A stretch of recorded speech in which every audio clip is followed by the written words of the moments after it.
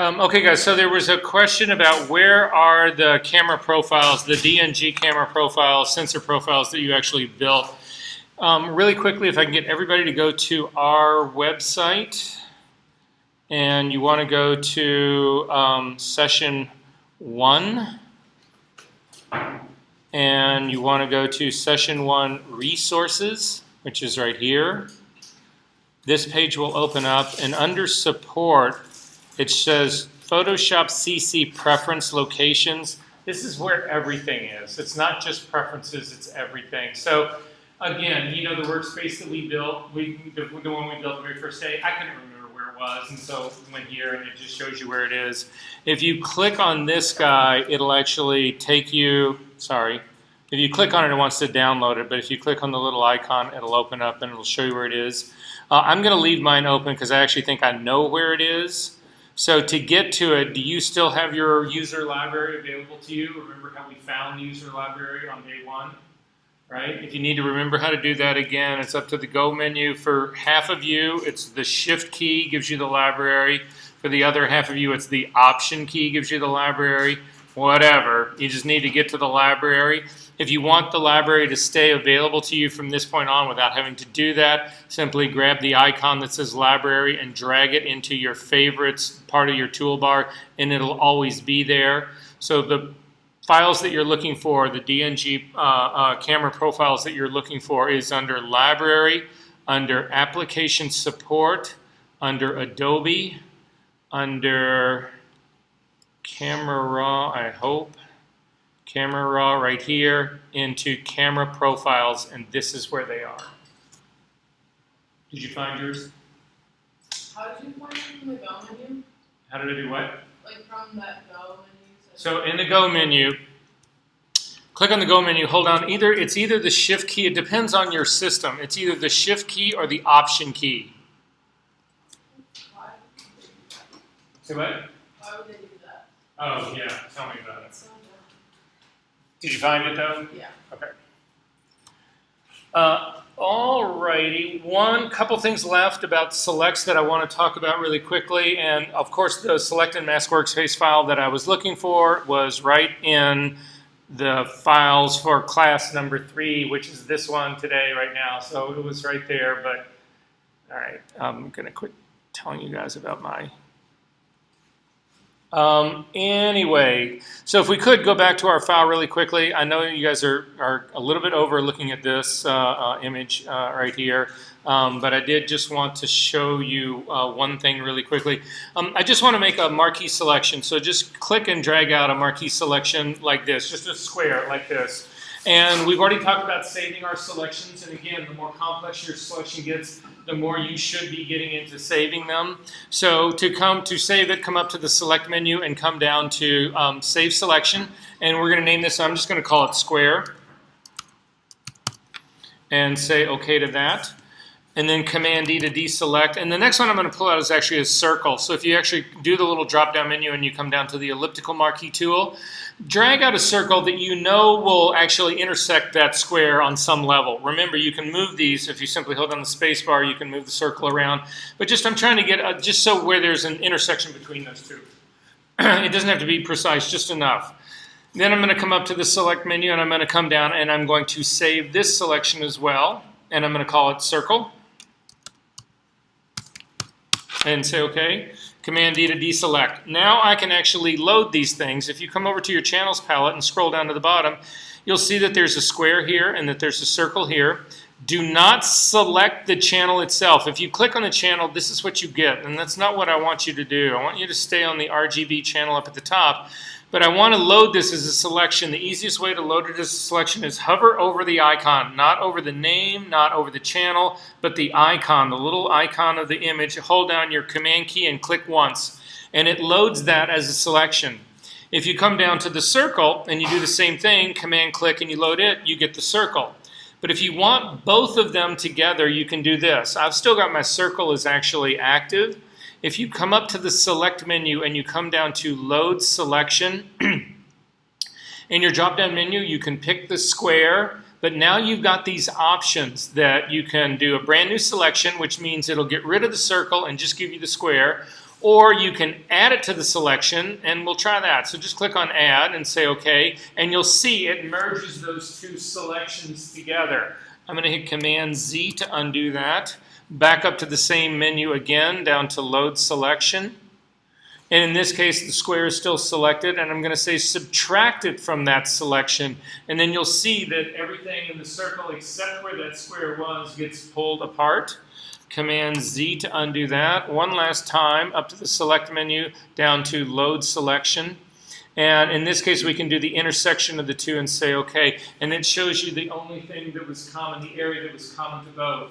So one of the advantages of this is that you say, for instance, in our castle one that we actually built. So we can do that really quickly.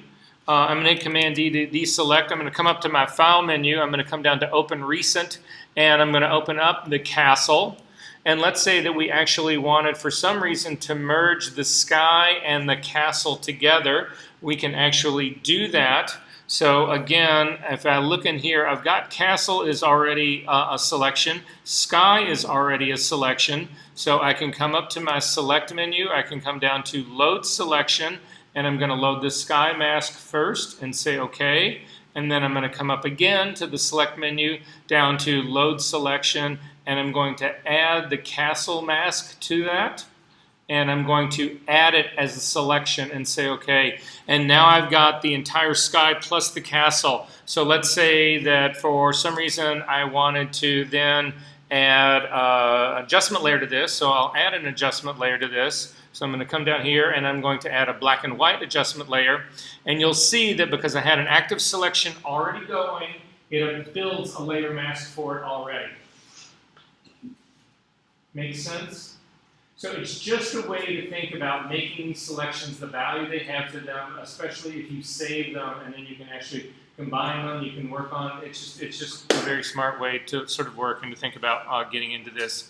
How did you create that top layer again? So I'm going to get rid of this. So my first move was just to load the sky mask. All right, so if you hover over it, or again, over the channel, hold down the Command key and click, you load the sky. So you can see I've got little marching ants going around the sky, right? Is that working for you, Henry? Yeah. Oh, wait. That's not. Yeah, you're not clicking on it, hit cancel. You want to hover over the sky mask icon, hold down the Command key and click. Okay, and then go up to the Select menu and come down to Load Selection. In the drop-down menu, pick the castle, and you want to add it to this guy. So I'm going to add it to this selection. And go ahead and say OK. And now it's all of it. And then, because I've got an active selection going, no matter what adjustment layer you add with an active selection, it'll put it on with that layer mask. So for instance, if I put a curve on this guy, the mask is applied. Any selection, an automatic selection that I've got going. So here, I'll show you again. Do another square for me, just a marquee square, or a circle. Do a circle, and then put another adjustment layer on here. I'm going to go ahead and put black and white on here.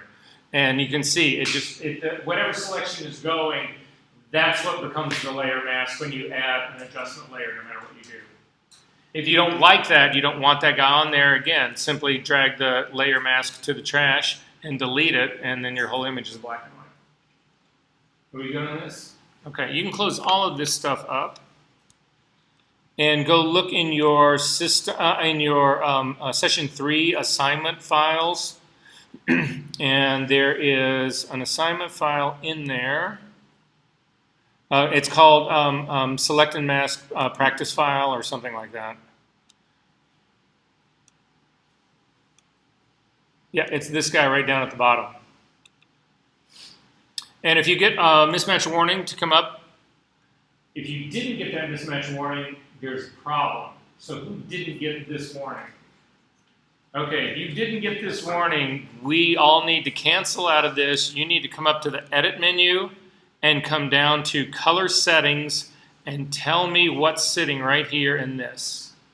Wait, can you go back? Sorry. Sure. I'm already going back. What was the file? It's called Select and Mask Practice File. Here, I'll find it.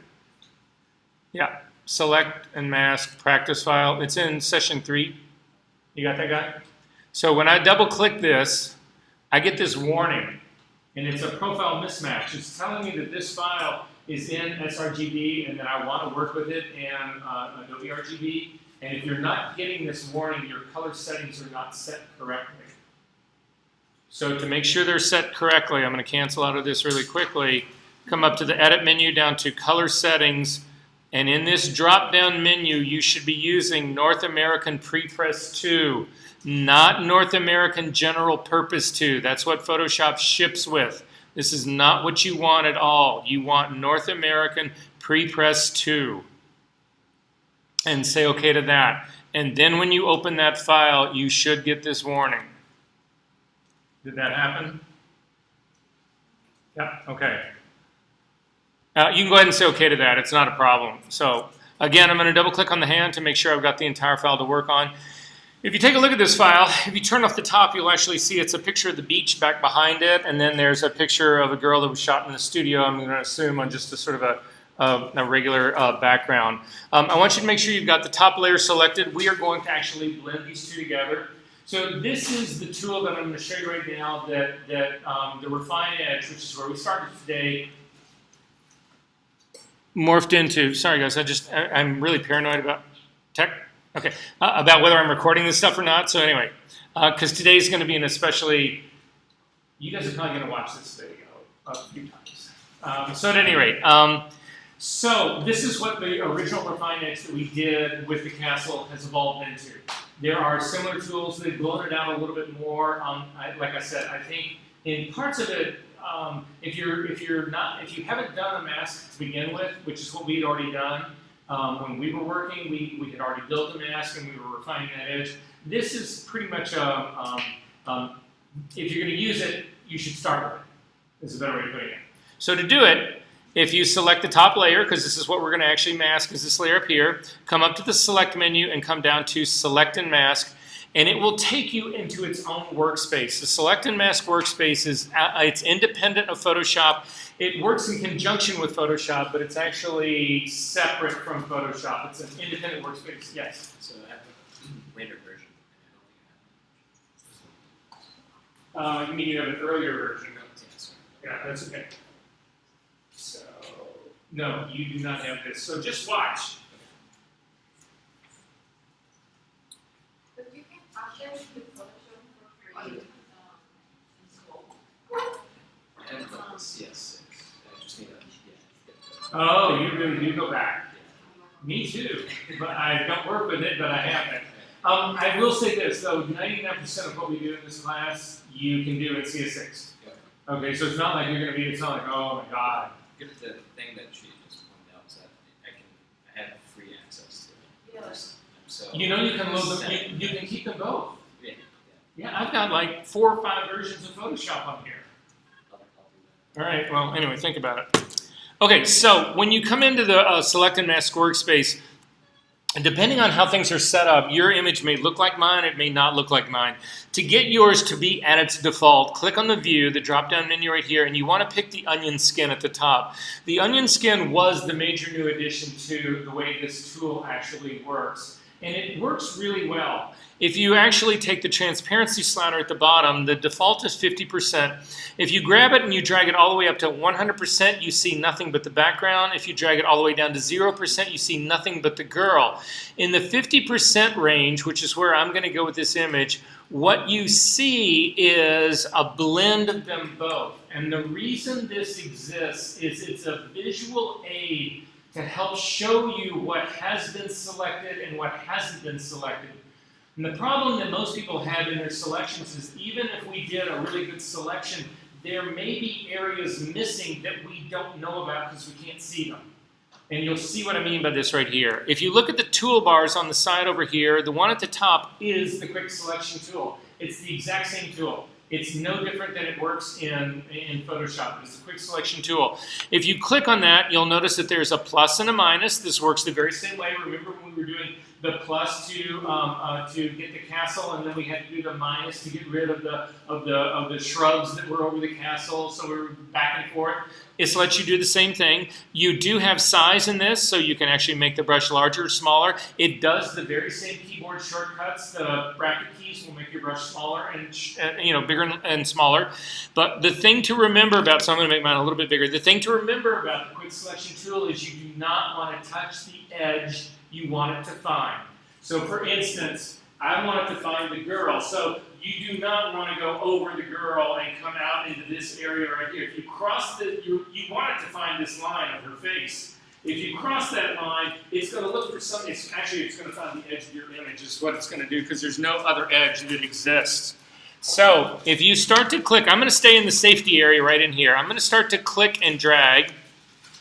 And you can see that immediately it actually does a reasonably good job of what's going on. But this is why they use the onion skin. As you can see, there's areas up here of hair that I know exist, but they haven't been selected yet, but I know they exist because of the onion skin.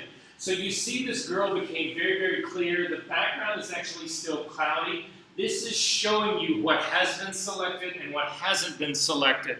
So if you come back to your drop-down menu and you click on this drop-down, you can actually see what this looks like on black.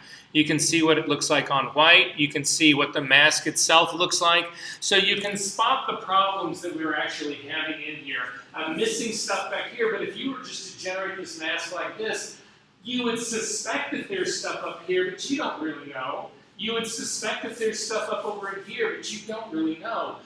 Using the onion skin, you know that that stuff is not there. You can see that it's actually not there. Does that make sense to everyone? So with the quick selection tool, a couple things are going. You can see that there's areas over in here that the background has actually been selected. There's areas in here where the hair has not been selected. And then there's areas up in here where the background has also been selected in this. So this is the body of the girl and her profile. That part's actually done pretty well. It gets a little janky right into here. It's awful up into here. This is really bad up in here. Again, this is the quick selection tool has done the initial heavy lifting, but it's not ultimately where we want to go. So where we want to go is the next tool down. The next tool down is the Refine Edge tool. And this works exactly the way the Refine Edge tool worked in the Refine Edge dialog box that we were using. What we're going to do is we're going to paint over an area. We're going to paint a radius over here. And it's going to say, okay, we'll run that algorithm on that area. So we need to paint these areas where things are bad. Does that make sense? There is a plus and a minus, so that if you actually go over something that you shouldn't have gone, that you didn't want to be added to the selection, you can click on the minus tool to remove it. But in this case, we're going to stay with the plus tool. Again, this is something really important. Do not use this tool where you don't want it to be. So for instance, I'm going to try to get this area that's right into here where you can see the background in there, but you don't want to bring that brush down here into the hair. This hair has actually been perfectly selected down in here. You don't want to bring that brush down in here because it will fuck this up. So you only want to work with it where you need it to do. So again, I'm going to make it slightly larger. And I'm then simply going to paint in this area right in here where I've got all of this problem area. I'm also going to paint over the areas that did not get included. So I'm now adding this part to it all. And then the same thing down in here. I'm going to add this. I'm going to go after all of that part. Again, don't paint anywhere that you don't need to have this thing painted. And then I'm going to finally come down here to the bottom part. Then again, to check your mask really quickly to see sort of like what's going on. That's not a good sign. I'm going to take a look at my mask, and you can see now I'm getting a much better quality mask in this guy. I mean, it's actually got a lot of good hair detail in it, a lot of refinement in it. This part actually looks pretty good. I can see I've got a problem right here. Look at this very top of this guy. That's solid hair. I know that that should actually be a part of that. This should be white on my mask. So should that little dot right in there. I don't really think that this is the edge that I should be having right up in here, so I'm going to run that same tool over that, and I think I've also missed it right up here in this area right here as well. You can still use this tool no matter what view you've actually got going in it, so I'm going to paint over this area right here, it was part of my selection, so it was already in there. I am going to paint over this little area that's right into here to see if that ultimately brings in a little bit more.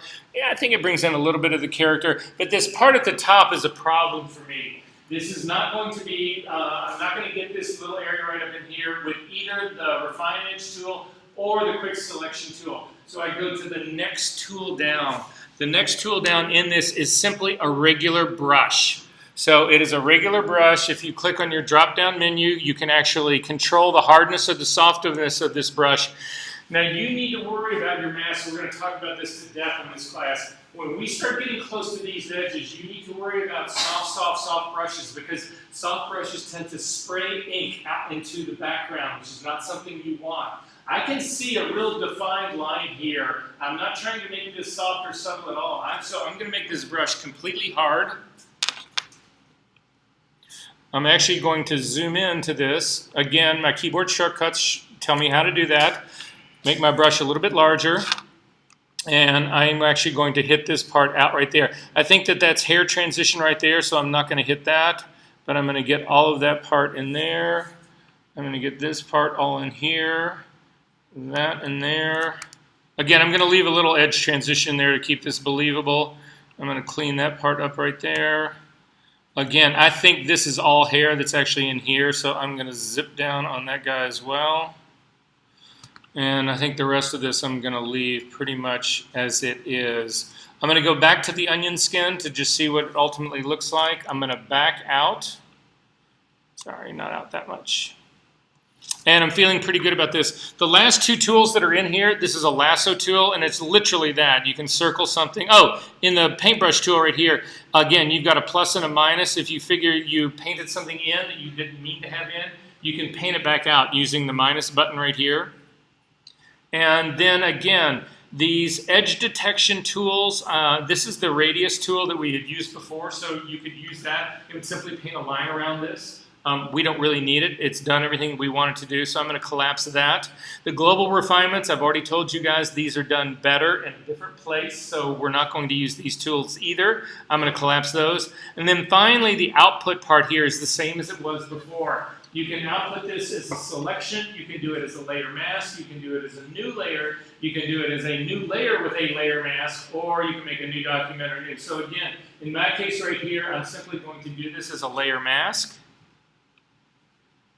I'm not going to do decontaminate colors right now. And this remember settings, the reason remember settings is sitting there is that if you had to process 1,000 files that were all shot identically, I don't know why you would have that or whatever, you can actually have this thing remember settings. I don't know I've never met anybody who's ever used that, who's ever checked that ever once. But at any rate, that's what it is. All it'll do is when you come back in here, it'll load these very same settings.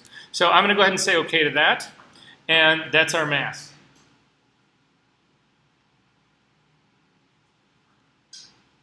Questions? Now, in my opinion, looking at this, I'm not thinking this is really all that wonderful or all that great, whatever, so we need a better way. Again, the thing about selecting mask is it works really well. You'll see 1,000 YouTube videos for it, and everybody will talk about how wonderful it is, and this is what you should be using, and all that kind of stuff. If this is as far as I could get you guys in this class, you have every reason to hunt me down like a dog and to shoot me dead. Actually, make it worse. Shoot my dog instead. No. We'll save that for the ethics discussion. Yeah, because I think that this is just obvious on so many levels. But anyway, but at least you know the space now. You've been introduced to it. So, are we comfortable with your questions about this guy? All right. So, Versa, let's do it the real way. You get rid of this guy. You don't need it. You don't need to save it. It's not part of your homework. Okay, small amount of lecture here, guys. I promise you I'm going to keep this to a very, very dull roar. I need everybody to open up Gradients version 2 for me. Again, it's a synthetic file that I've built. And the reason I do these synthetic files, guys, is that it just, in some ways, it makes it easier to understand. Instead of having a picture of you know, cars or people or the girl on the beach or the whatever, that kind of stuff, whatever. It's actually in many ways easier because I can say to you, okay, so what this is a pure red color, this is a pure green, this is a pure blue. It's a synthetic file. I built the file. And there's a gradient that goes from black to white. That's what's going on here. Does that make sense to everybody? So, Photoshop. All of you think Photoshop is just, we're all pissed at Adobe. Let's just give it, I'm going to get off my soapbox at some point. Well, probably not. But you would think, when you look at this program, you would say to yourself, oh my God, that has got to be one of the single most complex things that's ever been written. It's a software program. It's so complicated. There must be just geniuses who are all behind this. They must have worked for years to develop this, and it's just unreal. It's unbelievable. Whatever. I can't believe what I can do. It's just blah blah blah. The whole nine yards, right? You would think that, right? The truth of it is, Photoshop actually came out of it. It was two brothers, John and Thomas Knoll, who built scanning software. They were trying to write software to run a scanner, and this is like back in the 70s. And so the idea that they came up with was a mask. And what they said was, if I have got a red light,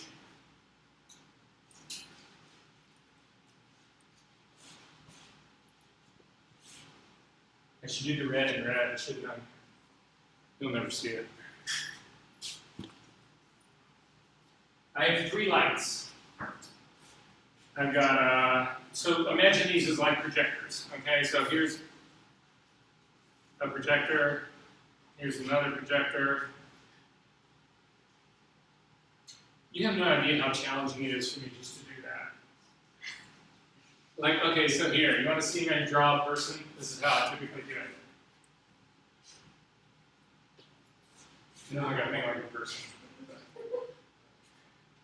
So this is a red projector, this is a green projector, this is a blue projector, and they put a mask in front of it, and a mask in front of this, and a mask in front of this. And all three of these converge on this one point and make an image. Does that make sense to everybody? So it's simply a mask that controls how much red, another mask that controls how much green, and another that controls how much blue. And that's it. That's all Photoshop does. Everything you do in Photoshop affects these three masks. That's it. That's the idea. They're billionaires. And they keep getting more and more and more of our money, and they're not happy enough with that. They want more of it, whatever. And all they did was this, and they did it 45 years ago. The only thing, the single only thing that controls an image in Photoshop are these three masks. Period. And they sit in channels. So you need to take a look at these channels that are right here on the bottom. If you take a look at the one at the very top, one of the things that you should know about masks is you cannot have color in a mask. You can't have color in a channel. It doesn't exist. This channel at the very top, it's called RGB, is an illusion. It's a lie. This doesn't really exist. This is a preview of what we're looking at, but this is not a real channel. To prove that to you, you can actually click on that RGB guy and drag it down to the little dog ear guy down at the bottom, and you'll see you cannot make a copy of it because it's not real. This thing is not real, it's an illusion. However, the three that are under it are real. So if you want to see all of them at once, click on the link or the line between your history and the channels, and you can goose this whole thing up so that you can actually see everybody that's underneath it. So everybody that's underneath it, these are the channel masks. So this is red light right here, this is green light right here, and this is blue light right here. And so you can see that actually what's happening, if you actually click on the red channel itself, you will see nothing but the red channel. So why does this look the way it looks? Well, this part of my image is red, right? So the white part right here, this is the mask. Isn't this letting all the red light through? The green and the blue have no red in them, right? So isn't that explain why this area of the mask is black? And then what about this gradient? How come it starts here and goes up? Well, if you take a look, remember, look at your layers readout right here. If we start and do our screen to go up like this, you can actually see that these are neutral grays. This right here has got a value of 122 red in it, so it's kind of a lightish gray. As I go all the way up here to the end, it'll get me to an R255. Does that make sense what's going on? So it's simply letting in the same amount of red. Now you can see that all three of these have exactly the same gradient in them, and by definition, what we talked about before, a neutral gray has equal amounts of RGB, and that's exactly what this mask is letting happen. It's letting a whole lot of red in down here at this range because, again, white is 255, 255, 255. So the mask that's controlling the amount of red has to let the red 255 in. Does that make sense? If you click on the green, you can see it's the same scenario. The red gets killed because there is no green in red. The green is fully being hit, and that's why we see green. And then the blue is not getting hit at all, and it's the gradients are the same. Does that make sense to you guys? And then finally, the blue is exactly the same thing right down here. It's the exact same trick. The blue is being fully shown, you're not getting anything here, and you're getting the gradient, same thing. So, you can actually paint directly on channels. I'm going to actually ask you to go back and click, if you've done any of this, go back and click on the RGB guys so that we can watch the whole thing. However, you can click on just the red channel and turn the eyeball on.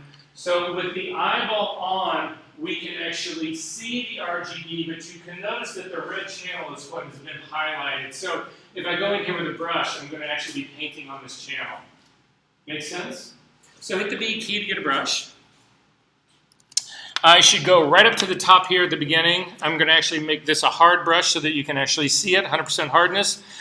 Normal blending mode, 100% opacity, and 100% flow. And I'm going to come across this image again. I'm painting on the red part right here. You'll notice, if you did notice this before, that I actually had a color in my foreground and background down here. I can only get shades of gray down here. So even if you click on your foreground color and pick some color like this red here and say OK, you'll notice that you only get gray down here because, again, you cannot put color into a channel. These masks are simply black and white, and they just control the amount of the color that's coming through. The mask itself is only black and white. We good on this? So, again, I'm going to actually hit the D key to default my color, foreground and background colors to black and white. And then I'm going to come in here and I'm actually going to paint with black. I'm just going to draw a line down through it. What happened? Well, you can see it right here in my channel. That's why I like to make these things much bigger. You can see it was a black line that I just painted. And what that black line I just told Photoshop to do is, I don't want any red in this area at all. So the area that was red is gone because there's no red in it. However, the area that's down in here, I've also sucked the red out of this, I've removed the red from this gray, which is making it cyanic. Does that make sense? Are we good on that part? If you hit the X key to go to white and actually do the same thing, you'll notice that you actually then start to mix red into this. It didn't change this at all because this was already white. You can see the line that I just painted in here. I've got a red tint that's up here in my gray and another one that's down into here. But also I've added now 100% red to this guy right here. Again, the reason nothing happened here was I never had any red in this to begin with, and this line just removed what had already been removed. It didn't exist here. But in this case, it's actually added. So now I've added 100% red to this green, and I get yellow, and I've also added a red to 100% red to this blue, and that's why I'm getting this magenta. Does that make sense? Okay, so if you've done all this, you can actually go back 2 steps in history to when we just opened this image up. We're actually going to come over here and make a copy of this background layer. And in the copy of the background layer, I'm actually going to just blur it. I'm going to come up and hit it with a Gaussian blur. So up to the blur menu, down to Gaussian blur, and I'm going to smack the shit out of this thing. Oh, even more. Let's go up to like a 36. And I'm going to say OK to that. Look at what happened to the mask. All that move does is blur those 3 masks. And this is what I see. But it was all in these 3 masks. The only thing that that blur did was control these. It redrew these 3 masks with that blur in it, and that's it. Make sense? If you turn this, watch what happens. Watch your layers, watch your channels over here. Watch what happens when you turn that eyeball of that blurred layer off. You can see it just controlled the masks. This is all it does, period. Are you good on that part? If you invert something, so again, I'm going to go back up here to my Adobe RGB part right here. I'm going to throw this guy away. I'm going to actually hit the Marquee Tool, draw out a square or circle here in the middle, and I'm going to invert that. Look what happened to the masks. All this action did was modify these 3 masks, and this is the result that I get. So no matter what you do in Photoshop, no matter what you do, it's simply impacting those 3 masks. Is everybody good about that part? Okay. You can get rid of this guy, and we are going to start your homework.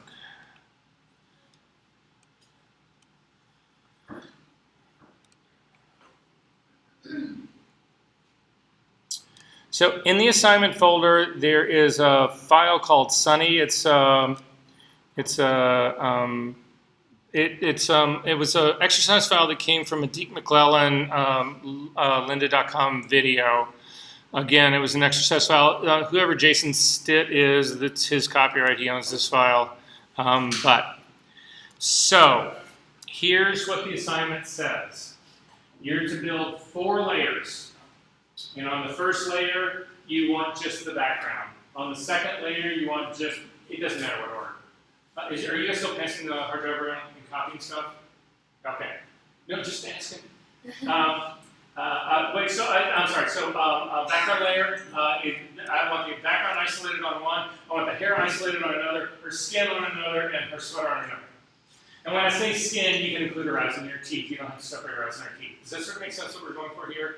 So those are the 4 things I want separated out. On 4 separate layers, one that's just the background, one that's just her face, one that's just the hair, and one that's just the sweater. We go on that part? So, what's the most challenging separation that you have in this situation? Hair. Hands down. How many people in this room are frustrated with their hair selections? It's the bane of all of our existence, isn't it? Right? And you just saw the Select and Max tool. If that's where you're going to go, good luck, because you'll get a job as a $9 an hour retoucher and be in some hole for the rest of your life, wishing you really were working at Starbucks. And, oh no, wait. First, he actually helped me. He showed me the light. I feel really weird saying that without showing that on me, but so the hair is the most challenging part. So that's what we're going to go after. That's what we're going to start with. We're actually going to hopefully get into the sweater today as well. That's going to be my goal and ambition. We've got 40 minutes to do this, 40 or 50 minutes to do this, so it's a lot, but I need you please to do this with me. When you run into a problem, stop me, because what I'm going to show you right now is the way everybody does this, pros do this, whatever, and the steps are always the same to a certain extent, and we will be doing this over and over and over for the rest of our semester, at least until we get to the training part of the event. Okay? So, how would you select the hair? Quick selection tool, not going to happen. Color range tool, not going to happen. Select and mask actually might be an option in here, so I might actually try that. I wouldn't try that because I actually know what's going to work better. But if I didn't know any better, that might be a place to go. But you guys, what else would you do? I know the pen tool. Let's get the pen tool out and we will draw each and every little hair. No. Does anybody in here ever are you pen tool people? Anyone, yes? Well, you will be after this class because that's where we go next week. But anyway, don't worry. I'm going to show you how to use it right and well and correctly, and it'll change your life. Change mine anyway. None of those tools are going to actually do this, right? None of them. So what is my real goal to how can I separate the hair from the background? Ultimately, my goal is to build a mask, isn't it? That's what I'm going to use to separate them.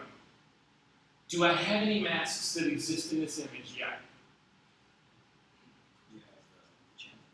I have the channels. I've got work that's already started for me right in here. These are all masks, aren't they? There's a red one, and there's a green one, and there's a blue one. They're already there, and they're already part of the way I need to go to all of this. Does that make sense? So let's go looking at the channels. We're going to look at the red one first. Simply click on it, not on the icon, but on the body, on the channel itself. And you can see, so what I'm trying to do here, you need to divide this out. What I'm looking to do here is don't worry about the sweater, don't worry about her face. I just care about this edge. All I'm looking for is the hair on the background. That's all I care about here. Does that make sense? That's the only thing that I want to get in this here. So I don't worry about the rest of this image. And what I want to ultimately do is a mask. Now, if it was the perfect mask, one of the areas would be white and the other area would be black. Now, for me, it doesn't matter which one you do, whether you start with a background that's black and make the hair white, or you flip it the other way around. You simply can invert the channels. It doesn't matter. It doesn't matter how we work with this. So for instance, I can invert this, hit Command-I. That's not going to work. Never mind, don't hit Command-I. I'll show it to you in just a second. But in the end, what I'm trying to do is look for contrast. The mask that I want to start with is something that has already got greater contrast between the two. I either need dark hair and a light background, or a light background and dark, wait, that's just the same thing, isn't it? I need dark hair and a light background, or a dark background and light hair. One way or the other. Does that make sense what I'm going for here? So the channel that I'm going to look for here, I want the one that's got the greatest contrast between her hair and the background. So I'm looking at this guy right here, and actually I can see pretty well. I mean, it's a lighter background, darker hair. That works pretty good. If I go to the green channel here, then actually it's a little bit better. Don't you guys think? It's a little bit more contrast between the background and the girl. And then I'm going to go to the blue. And the blue is hands down the best. Black hair, almost a white background. Wouldn't you guys agree? Pretty good on that part? Okay, so I'm going to copy the blue channel. Simply grab the blue channel and drag it down to the little dog-eared guy, and it makes a blue copy of it. And the blue copy is still active. This is what it's showing to me. Hit Command-I to invert it, and you can see this is what I was talking about. It doesn't matter whether I make the hair white and the background black, or the hair, or just the opposite. Hit Command-I again to invert it again. It doesn't matter which one I do, because I can always invert it after the fact, right? Personally, for me, I like working on positive figures more than negative figures. Negative figures just starts to get sort of surreal to me. I don't know. So this is what I'm going to do. I'm going to go for a dark background, dark hair, and white background. That's how I'm going to actually make this guy work. Everybody got on this so far? Okay, so here's the trick. With this done like this to begin with, I want you to zoom into this part of her hair right in here. See where that little curl is right there? We need to zoom into this guy pretty tight. And what you need to look at in here, I'm going to do this on the screen, what you need to realize in here is that there's parts of this hair that are actually, hair is transparent. Hair is not solid black. It's not like this. Oh, that's not even, it's not like this. So all of this really fine hair up in here should not actually be solid black. Now this stuff that's over here that's definitely not background, that should be solid black. But there's areas in here that there should be some transparency, meaning that they need to be dark but not necessarily black, which is going to let a little of that background come through, but that's how it should be in the real world. Does that make sense, everyone? So there's areas in here we've got to decide where we want to actually decide what really needs to be black. So for me, I'm going to look at this area right in here. This area, this part of the curl that's happening right in this area right in here, I feel like that should be black. I don't know necessarily that this area out in here should be black, but I know that this guy should be black in here. Does that make sense to everyone? And then I know my background out here should be white. So this is what I'm going to do. I'm actually going to put a point right here to give me a readout. So you want to come over to your tool palette. You want to come down to the tool that looks like a little eyedropper and click on this drop-down menu, and you can come down to Color Sampler. So you see this says Color Sampler Tool? So again, I'm not going after the eyedropper tool, it's the Color Sampler tool. It's the third of the eyedroppers down. That's the one you want to pick. We good? And I'm going to come over here and I'm going to try to hit, I'm just going to click right in the middle, and you can see it drops down a point sample right there in the middle, and it gives me a readout of this over here in my info palette. Now in the info palette, you'll notice that it is actually listed as a K. And the reason that this is a K is that you can only have black and white or you can only have gray in a channel. So it's giving us to us in the CMYK, it's black ink. It's basically what it's giving us at that readout in. However, K doesn't help any of you guys. And to be honest with you, the next moves and steps that we make in this is not going to help me either. So you can change what your readouts in the info palette are, and that's what we need to do. So come over to the little number 1, and you'll see if you click right on the eyedropper, you can actually pick all sorts of different readouts to have. And I'm just going to say, I want to see this as an RGB color. And you'll notice then it gives us 3 different equal values. Again, it's a neutral gray, so these numbers should all be exactly the same. And it's 80, 88, which is a dark gray. 0, 0, 0 is black, right? 255, 255, 255 is white. 128, 128, 128 is middle gray. We good on this still? Okay. So then I've got that point down, and then I'm just going to put a point out into the background. You want to make sure the point that you pick for the background doesn't have any hair in it, but I'm just going to click a second point somewhere out here and this side out in here. And again, it gives me a reading in K, and I'm actually going to click my drop-down menu and come down here and say I want this to be RGB color. And it gives me a 216, 216, 216. Your numbers don't need to be exact, they should be awfully close. Is this working for everyone? Okay, so if I was going to make this the perfect mask, what would I have these numbers actually be? Not an 80 and a 216, what would they be? Wouldn't this be a 0, 0, 0? And wouldn't this be a 255, 255, 255? Can I do that?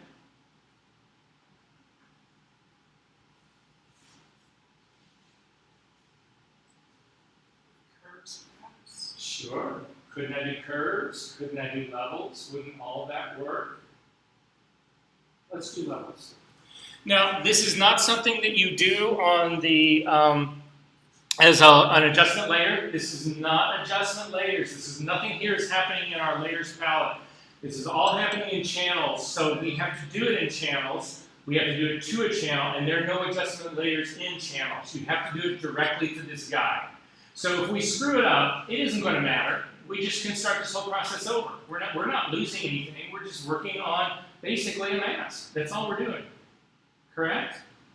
So to do that part, we are just going to, instead of doing this adjustment layer, which will not work, simply come up to the image menu and come down to adjustments and over to levels. The keyboard shortcut for this is Command L.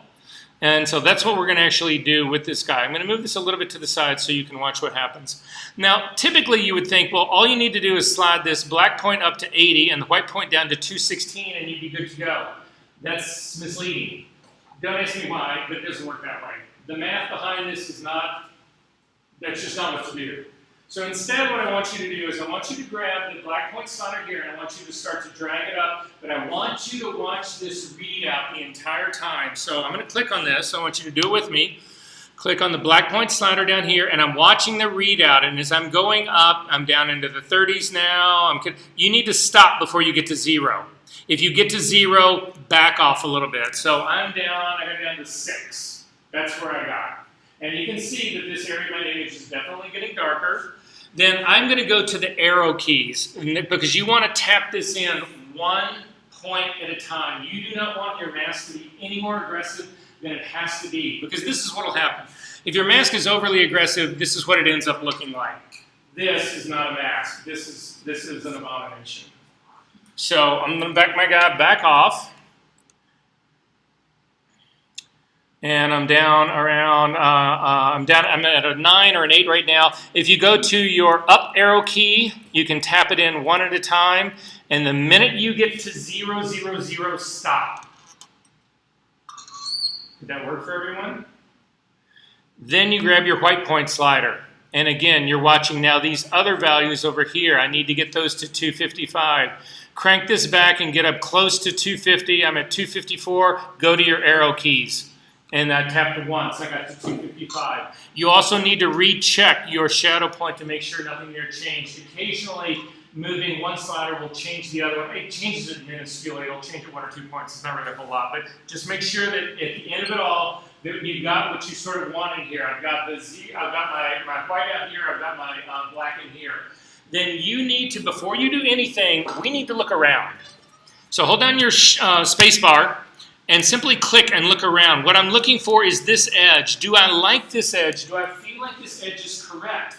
This looks good to me. It's not overly aggressive. I know I'm going to have some spill in here. I know there's some other things that are happening in here. But this actually feels relatively good to me. I'm feeling pretty good about the way this looks. You can also use the preview button that's on your levels dialog box to turn it off and then back on. And you can sort of see, what is it that I'm losing? Where am I going wrong here? Am I being too aggressive? And I feel like that transition line that's coming up right here to this hair edge is actually pretty spot on. And are you guys feeling that way about this? You can still use your spacebar command and option key to zoom back out a little bit to look at a little bit bigger, broader area of it. But that actually seems like a pretty decent mask to me. Are we good on this? Okay, so I'm going to go ahead and say okay to that. Now, we seriously have some work to do still on this guy, but again, what we just did was to build that edge, and that part actually worked out really well for me because I'm just trying to separate this background. I'm going to zip back out here just a little bit and take a look around here, and I'm feeling pretty good about parts of this. You can actually, though, think about how we're dealing with this mask. I'm going to double-click on the hand really quick, how we're dealing with this, because some people are sort of like confused or sort of like, so remember what I'm going after. I'm going after this blue background. That's what I'm trying to separate out of here, right? So I've got an edge that runs along here, the top of her sweater that I've lost, and I've got some other things that are going on in here that are actually causing me problems. However, the whole bottom part of this image can be blackened out, so I'm going to hit the B key to get a brush. I'm going to make it a really large-ass brush. I'm going to make sure, again, I'm coming up to my menu, make sure it is a completely hard brush, 100% opacity, 100% flow, and I'm simply going to paint through this part right there because I know that part needs to be black. I'm going to make my brush a little bit smaller. You need, when you're doing this work, you need to stay away from these edges. I just have whole areas in here, though, that I know have to be black. Again, the only thing that I want to be white is my background. I want the whole figure to actually be black. So this is kind of where I've gotten to be. You guys good with this part? Okay, I need everybody to zoom into this top left shoulder. This guy right here. So how many people in you here feel comfortable enough to go in and paint that shoulder with a black brush?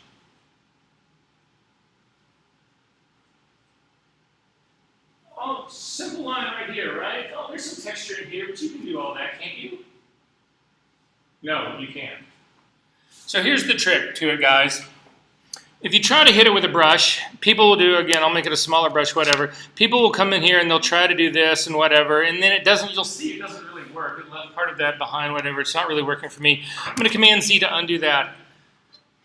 This is one of the greatest tricks there is in building these masks, and it is blending modes with your brush. How many people in this room are familiar with what blending modes are?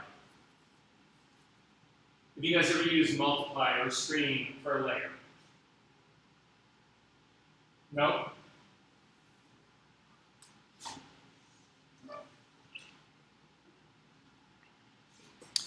Leave this image as it is right now. Simply come back to the Sunny in the layer that's actually right over here. And I'm going to zoom out a little bit. So as everybody can see, everybody got this layer going? Can see that part? Okay, I'm going to put a curve on this guy. So I'm just simply going to come down to adjustment layer, come up, and I'm going to add a curve to this. And I'm going to add contrast. So I'm going to bring the blacks down, and I'm going to bring the lights up. And you can actually see it does put contrast on this, but didn't it also hugely bump the saturation in here? That's, again, the problem we have in working in an RGB world is that this is not only impacting the tone, which is what contrast is, but it's also impacting the color. Does that sort of make sense? You have a drop-down menu that exists right here with a whole series of what are called blending modes. And one of the blend modes down at the very bottom is luminosity. And if you click on that, that blending mode has said, for this layer, I only want you to impact tone. I do not want you to impact color. So this is contrastier, but it doesn't have that pickup in saturation. It hasn't shifted the color. Does that make sense? So what blending modes do is they actually control what part of your image can really truly be affected. Does that make sense? We're going to try another one here really quickly. I'm going to throw this layer away. I'm going to do a brush, hit the B key to get a brush.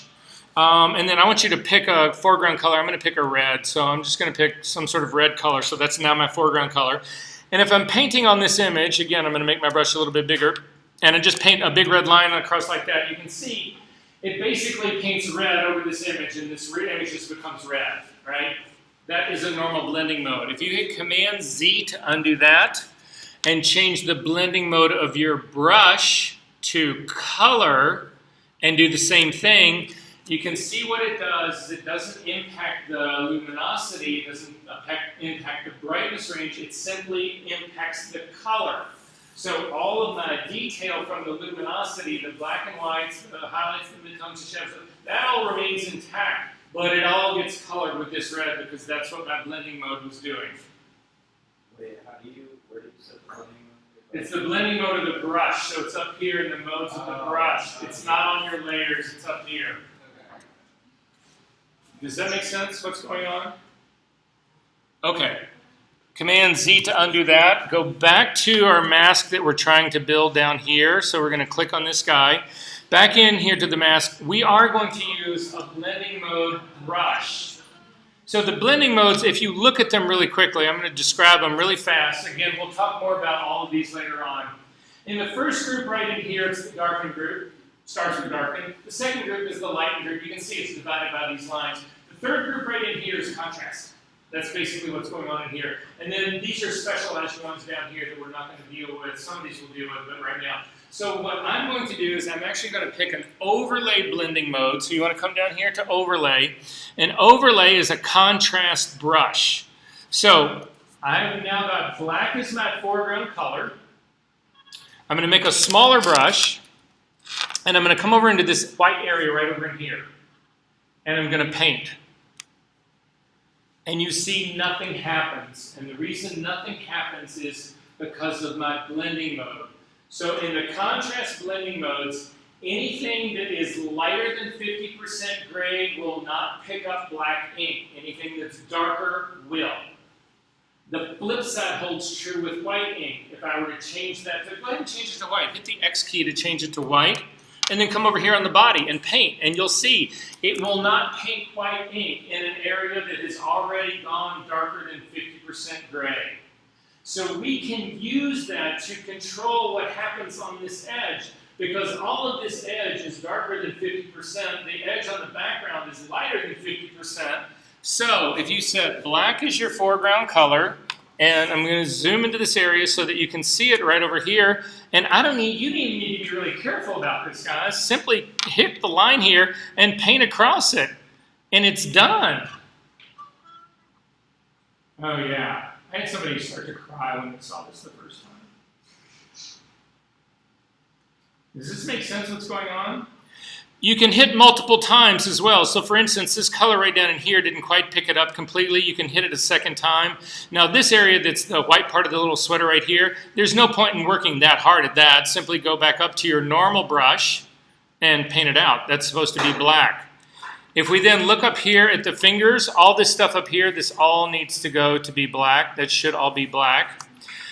This area that's in the hair, there is a lot of highlights that are happening in this hair right here that we're actually going to look at. To make sure that these are not holes in our hair showing us background, take a quick trip back up to this image and you can see there's nothing up in here that should be showing that blue background. But I've got a lot of highlights in the hair and that's what I'm seeing in my mask.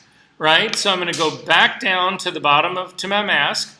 All of this just needs to go to black. Stay away from the edge. Do not touch this edge. You've spent all this time, effort, and money making this beautiful edge. This edge is going to get you hired at $1,000, $2,000 a day in a premier retouching studio in New York, and you're going to have a fabulous life. So don't fuck with that edge. It's your ticket out. I'm going to zoom back out. I'm just going to paint through all the rest of this because I know that's all supposed to be that way. We need to go look at the other side over here, and I need to, again, some of this is see-through holes in her hair. So for instance, areas down in here, this area here, if I take a look again at the true RGB version, you can see that there's areas down in here, like look at this guy right here, look at this guy right here.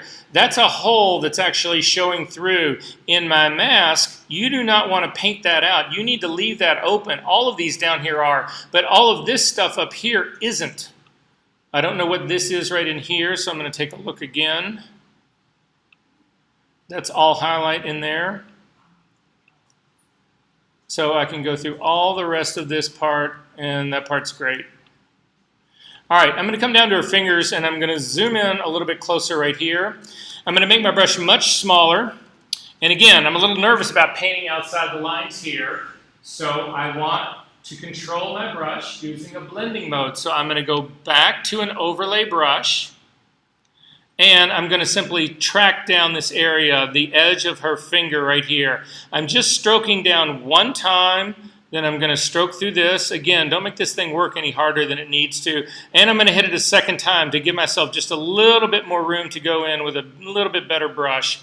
That's got that whole edge pretty well. Again, I'm simply holding down the space bar to get the hand to move it. I'm going to do the same thing. Again, you can cross over the edge because, again, that's what this blending mode restriction is all about. That gives me this guy right here. I'm going to come in and do the same thing on the finger up in here. I'm just trying to get big areas so that I can then go in. I've already got ones here on the back right here. That part's actually going to be fine in the back.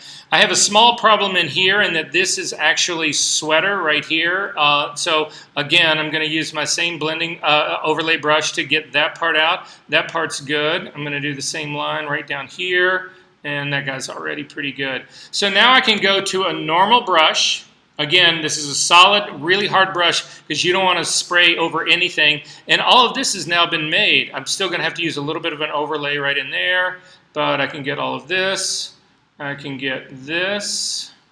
I've got a little bit of a fingernail right there. I'm going to show you a quick little cheat on the fingernail part. So I'm just going to zip in here like this. We are going to figure out better ways of doing this later, but for the time being right now, make your brush incredibly small. Go ahead and make it an overlay brush again. And see if we can't just take that part out. Again, hit it a second time.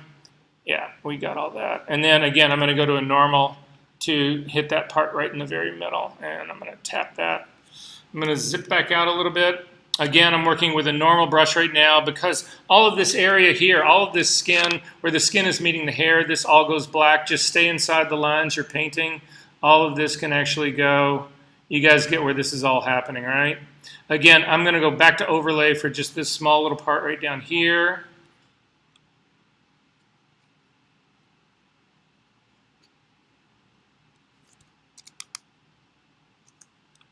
All of this can be filled in. Actually, I'm going to zoom out a little bit because I can use a bigger brush, back to a normal blending mode. I know we still haven't dealt with the sweater, with the edge of her shoulder. Don't worry, we're going to get to that. Make this guy a little bit larger.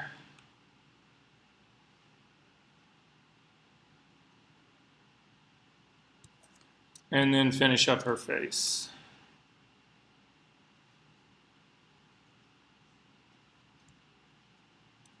And double click the hand.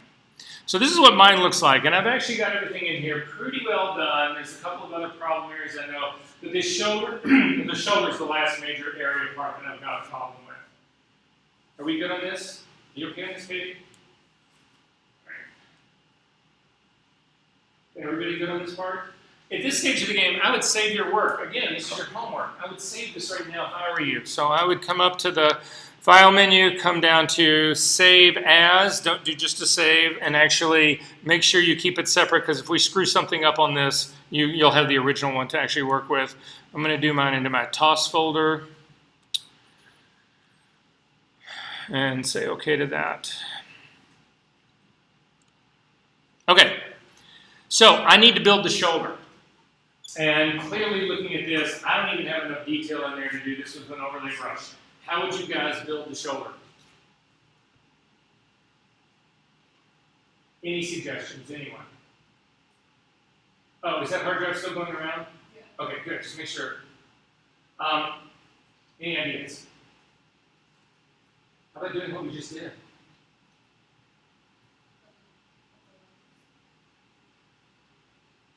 Didn't that work pretty well? Look at how good that hair is right now, guys. You kidding me? That's no select and mask bullshit. That's beauty. Okay, so I'm going to look for the shoulder in a channel. That's all I'm going to do. Exactly what we just did. So I'm going to go back to the top, and I'm going to pick the red channel. All I care about is this shoulder. That's all I need to build the rest of this mask. So this is my red channel there. Pretty light sweater, medium background. I'm going to go to the green, way worse. Again, I'm looking for contrast here, right? Isn't the green a whole lot closer? The background and the sweater are really, really close. And then if you look at the blue is what I'm having trouble to begin with, because the blue is what I started with to build the original mask. Does that sort of make sense? So the red channel is clearly the best one that I got going on in this, right? So I'm going to duplicate the red channel. So I'm simply going to grab the red channel, drag it down to make a copy of it. In this blue copy that I've been working on, I'm actually going to double click on the name, and I'm just going to rename it. I'm going to call it Knockout 1. Knockout is a phrase that's used in the film industry. It's what people who actually do. It's how you separate people from backgrounds. They call it knocking them out. It's not violent. It's not like you're hitting them, whatever. It's just removing. You're knocking out the background is what they're actually doing. So that's why I actually name it this way. However, the work that I want to do on this red copy is just the shoulder, and I'm going to call it temporary shoulder. So just temp, shoulder, and say OK. I'm going to zoom into this edge. And I'm going to do the exact same thing I did last time. I'm going to go up to the color sampler tool, the eyedropper that's got the little, the color sampler that's got the little character with it. And I'm going to come over here, and I'm actually going to look at an area right in here of her sweater. Again, I don't want to get too close to that edge, but I'm going to pick something that's roughly right in this area right here. That gives me a number 3 point. You'll see that these points are all numbered. And then I'm going to go up into the background up in here, and that gives me a number 4 point up in there. Does that make sense for everyone? Then I'm going to do the exact same thing I did before. I'm going to change these values so that they give me RGB readouts. And I've got a 199 here for the sweater, and I've got a 151 here for the background. And again, same deal, Command L to bring up the levels dialog box, or go up to the image menu, down to adjustments, down to levels to bring this up. I'm going to actually do the sweater first, which is the light point. It's this one right here, which means I need to get these 199s up to 255. So I'm going to grab the white point, and I'm going to start to drag across till I get close to 255, but not quite there. Went too far, so I'm backing it off again. And then I'm going to go to my arrow keys. And in this case, it's the down arrow key. I always hit the wrong key, guys, and it goes in the wrong direction. Just do the other one. And then I'm going to grab my black point and slide it up. And I'm watching the other set of numbers right now. And I need it to get to 0. So I'm going to get around a 9, and then I'm going to go to my arrow keys, and one hit of that arrow took that guy all the way out. So if you want the, and you'll see it actually brought the other point back down from 255 to 254. So I'm going to select that white point one more time and hit my arrow keys, and I get to 255. Is everybody good on this? And I'm going to say OK. And you'll see in here that we've got some fuzzy transition. I want that. That's what makes this selection real. If this was a solid cut line, you might as well have gone in there with a pair of scissors and cut it. And it's obvious, and nobody cares about your comp work because it looks like you simply cut it out. This is what makes it real. This is what's organic. However, I do have a few problems. There's a little bit of contamination that's in this mask up here. You can see those small little, you can't see it on the screen, but you should see it on yours. There's some small little white dots or gray dots that are up in here. I'm just going to clean them up really quickly. I'm going to hit the B key to get a brush. I'm going to change my blending mode of my brush to overlay to protect it. Protect it. I'm going to be a little bit smaller. I'm going to avoid this edge. That edge was beautiful. I don't want to do that. I'm simply going to take that part out to make this a little bit easier. I'm going to take my hand and come over a little bit, make this a little bit larger brush, and just clean this part out a little bit more. And that's really all I care about. All I care about is this edge. The only thing I cared about making was this edge. I don't care about anything up here, anything down here, anything over the rest of this. I just wanted this edge. Okay, question. Yeah. Sorry, I was like putting my things on the whatever. Are you in the green for this one? No. No. I made a copy of the, not the green, so get rid of the green. It's a copy of the original.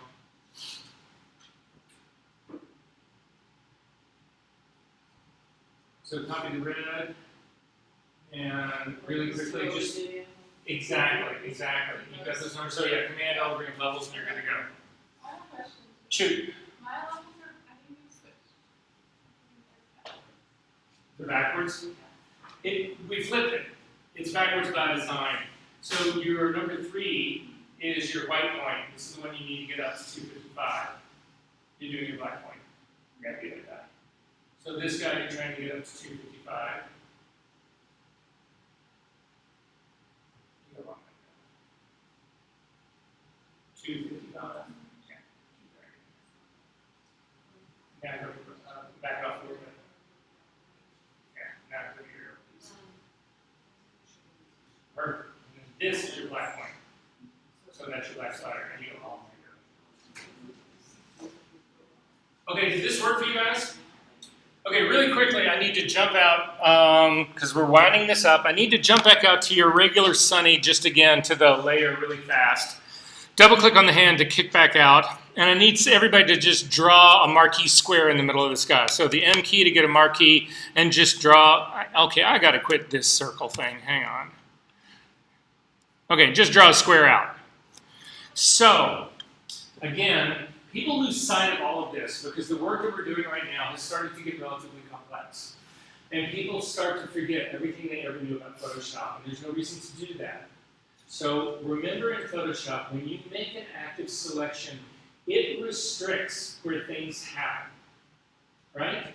So if I've got this square marquee going for me right here, and I hit the brush, the B key, and again, I've got red, I'm painting with red, and I'm gonna make it a relatively large brush, and I drag it across this. Nothing happens outside of my selection. My selection restricts where this actually happens. So you guys all know this instinctively. We've all worked this way forever, but this is just something that you, again, when things start to get complex, people start to forget simple things like that, and we don't want to forget simple things like that, okay? So if you've done this, hit Command-Z to undo it, Command-D to deselect. We are then going to come back down to our knockout 1, and I'm going to zoom in to this shoulder a little bit. So what I want to do is paint in this shoulder. That's what I really need to do, right? I have got a selection that exists right here in my temporary shoulder. If you hover over the icon of your temporary shoulder, hold down the Command key and click to load it as a selection, you can see that you have the little marching ants along this edge right here. So I need everybody to zoom into this. Again, the reason this has happened, I'm just going to show you again really quick, is again, looking at my temporary shoulder, when I loaded that as a selection, this area that is black is not selected, the area that's white is selected, and then the area that's sort of gray along here is partially selected. Does that make sense? So when I paint with this selection, where it's black will be protected. I won't put any paint there at all. But where it's white, I will lay down all the paint. And then where it's sort of like in between, I only lay down part of it. Does that make sense, everyone? Okay, so let's do it again. Command-click to load this as a selection. Go back to the knockout image that we're dealing with right here. Make sure that black is your foreground color. Change your blending mode of your brush to normal. And then you need to watch this. I'm going to zoom in just a little bit. Well, I'll show it to you in just a second. So anyway, I'm going to back out again just a little bit. Simply paint the line, and you're done. Oh, I know. So here, but I need to show you something, and you need to be aware of this. So I'm going to zoom in here a little bit closer. See how you've got that nice transition of an edge right here? This is still an active selection, and that one stroke across it gave me exactly how it should be. But if I stroke this a second time, it starts to build density, and a third time builds even more. So when you do these things, you want to hit that whole thing in one stroke, and that's it. You don't want to keep hitting it again and again and again, because it builds up a false density. So I'm going to go back 2 steps. Command-D to deselect. So Okay, wait, question. Shoot. So with like the red copy one, Yeah. how did you get like this like gray area to matter on this one? Like how, Okay, so again, you want to load this red copy as a selection, so don't select it. You don't have to select it, but you can. Hover over the icon of it, hold down your Command key, click, Loads it as a selection. Go back to your knockout and take a black brush and simply paint that line. All right, did this work for everyone else? Hit Command D to deselect, and let's see how we did. So I'm going to make a copy of Sunny. I'm going to come over to my channel. Oh, by the way, the temporary shoulder has done its work. You can throw it away. I'm going to Command click over the icon to load the knockout, and I am going to apply it as a layer mask. Now, you can't see any difference because I've got the very same layer that's sitting right on top of each other. So I'm going to select the first Sunny.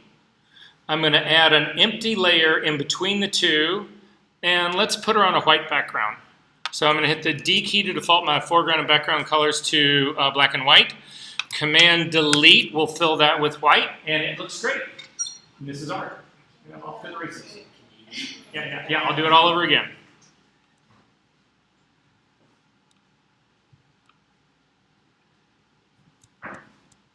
Okay, here's where we start. Hang on. Okay, so you've got your knockout finished, right? Matter of fact, if I were you, I'd just save right now. So just go up and hit a save on this guy. Might as well, you've done a lot of work. Okay, so the first things first is I'm going to make a copy of the background layer because again, I call this, you'll hear me refer to this over and over and over again. This is actually a virgin. Let me throw away my, do you guys have this blue background that's sitting down here? You have white down there? I'm just going to make mine white. Okay, so this is what yours looks like here. Like this? Okay, perfect. I'm going to, well, actually, never mind. I'm going to make a copy of Sunny. Just duplicate it. So Jenny does a shortcut for this. Hers is just Command J. If you select this layer and hit Command J, it actually jumps the entire layer to a new layer. It's the same thing. So you Command J or drag it down here to the bottom. It doesn't really matter. I want to put something different in between these two right here. So to do that, select the bottom layer, the bottom of the two image layers, and I'm going to add a solid color adjustment layer in between the two. So click on this on the adjustment layer and come up and we're going to do solid color. And let's put in, well, let's just do a white. So I'm going to click on my red radio button, 255, tab key 255, tab key 255. And it just gives you white and say OK. And so it's just a solid color layer that's white. Make sense? Then I'm going to use my layer mask on this version of Sunny. So again, my knockout's right here. Don't select it. Just hover over the icon, hold down the Command key, and click. It loads it as a selection. Come over here to Sunny in this area right in here and click on Add Layer Mask. And voila! So now this is the blue background. But it's really hard to tell how good it is, right? So let's just say instead we wanted to remove the blue background. Simply invert your mask, Command I. That is now Sunny. That is the knockout that you have now just done. Now, I don't know about you guys, but if you go zipping in here and look at this hair, the quality of this hair, that will bring you real money and real return. But I know what the last of you were thinking, and I had 5 minutes to make myself look like a hero here. You're all thinking, well, yeah, but it's got all that blue shit. I can see all that blue. That's what we call spill. You can get rid of spill. And it works like this. So the mask is actually controlling this, but still, look at the quality of the mask. That's insane. You cannot do this on a virgin layer. So again, the layer that I've got down here at the bottom, this is my Sunny, this is my virgin copy, because what I'm going to do right now is destructive. Okay? So we good on this? Because if you start turning in files that there's no way to recover, I'm going to get angry and I'm going to let you know that in your grade. So don't do that. Make sure you've always got a virgin down there that in case everything horribly goes wrong, you can say, well, okay, I can start this whole process over. Are we good on this? All right, so to fix the spill, it is a destructive move. We are going to be working on the image layer, so you need to click Sunny to make her actually the active layer part. Hit the B key to get a brush. We are going to do this with a soft brush, so I'm going to pick the my drop-down menu here and drop my hardness all the way down. Click on the Adobe to get rid of it. Leave it at 100% opacity, 100% flow. Then if you click on the foreground color, you actually bring up the color picker, and you can sample a color of her hair by simply clicking on her hair. I'm going to cancel out of that. Another way with a brush, it's a shortcut for the brush to actually just temporarily get the color sampler, is to hold down the Option key. The Option key will give you the color sampler. You can see if I hover over her skin tone right here, it samples that skin tone. If I hover over her hair, it samples the hair. And then finally, you need to change the blending mode from normal down to color. And then last but not least, you need to go to the paste board, the F key, because I need to use my brush outside. In order to get this spill removal here, I need to have my brush coming in from the outside, and I can't do that on the regular, in my regular setup. So the last thing I'll tell you about this is that you do not want to paint anywhere that doesn't need to be fixed. So all of this hair that's sitting right in here, this is all good hair. It does not need to be fixed. Do not paint on this. You'll see right now, if I paint on her skin tone, what I'm doing is, again, this was that blending mode that we were talking about earlier. I'm changing the color, but I'm leaving the luminosity alone. So all the texture in here is going to remain. I'm going to Command Z this guy and simply paint the spill out. Using the spacebar to move me around. Typically when I do this kind of work, I will resample hair colors just to mix things up so they're not all identical. When you get really close to her fingers, you need to go to a hard brush because otherwise you're going to overspray onto her fingers, and this is not finger color. So go to a really hard brush. Again, click up here in the menu to get rid of that guy. And again, I'm going to run right down here along that line. I'm going to go to, you see where I hit that that area of her skin right there? Command Z, that's wrong. I'm just in a little bit of a rush.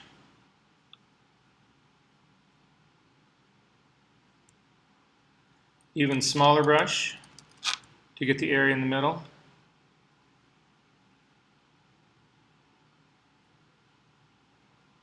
But isn't it easier just to activate the selection and then doing the brush? No, it isn't, because what's the selection, if you actually take a look at the mask, hold down your Option key and look at it, there's areas of gray in here that all need to be, that will not take on the color I want it to take on. I wish it were not that way though, but at any rate.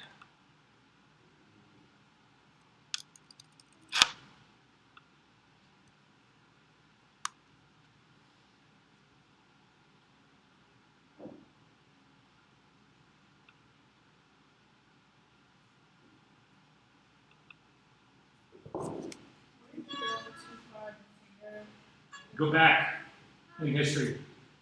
You can't undo that. You could sample the color of the finger and repaint it. That would work too.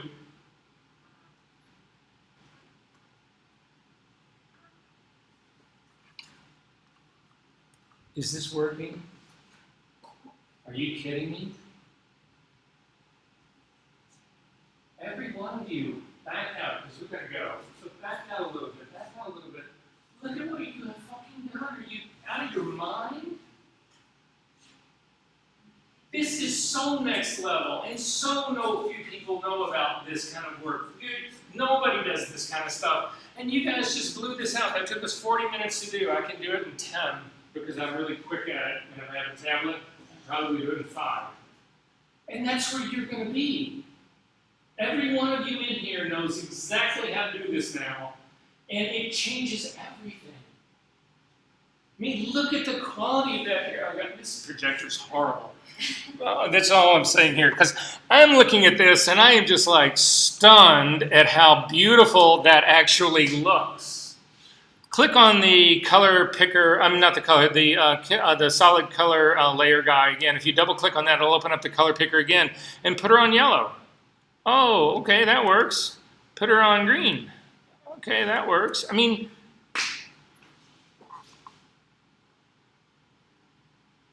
put her on a scene in the street. I mean, this is just a game changer for all of you guys. For this kind of work. Now, I'm not trying to say that this is what everybody in this world wants to do, but it just is the quality of the edge and the quality of the selection that you're able to make. And it's got nothing to do with the tools that Photoshop ever gave you, because they're just not going to be this. Are there questions about this? So for your homework, again, please read those two things that were from week number 1, just those 2 articles I was asking you to read. And then your homework for the rest of this is to go ahead and finish separating the sweater, the hair, and the skin. And like I said, for the skin, don't worry. You don't I have people who try to keep the eyes out, but the eyes can be part of the skin. That's not what I'm looking to get at, okay? Connor. I noticed, like, when I went to the lower left corner, there's a bit of blue reflecting in the skin. Yes. So is that something we talk about? No. We can talk about it right away because the blue that's actually reflecting in the skin, you would simply sample. So you're talking about this glow right in here, right? Mm-hmm. So again, still working on the same layer that we're dealing with the B key as a brush set to a blending mode. Simply sample the skin tone down here. So again, I'm going to sample the skin tone and just take the blue out. And you can see it's a different tone that's in here, and I actually brought it up here. So at least this will be kind of what you were talking about. How do you fix this up here? I personally would go back in history to undo that and then, zoom in here a little bit closer, make my brush a little bit smaller, and just take care of this part using, again, that's how I would do it. Does that make sense? Are there questions about any of this? Okay, so I'll see you guys on Monday.